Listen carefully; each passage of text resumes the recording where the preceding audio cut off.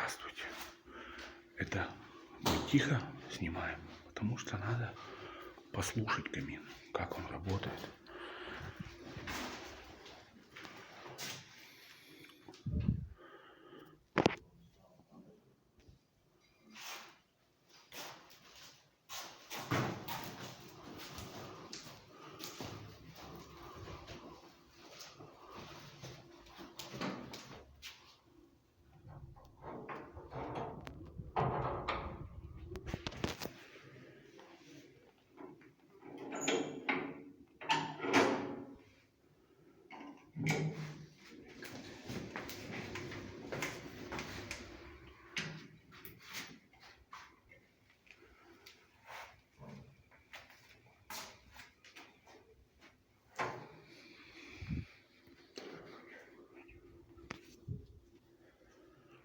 Вот, значит, сегодня положили березовые дровишки, тихонечко разожгли, проверяют, тестируют тягу.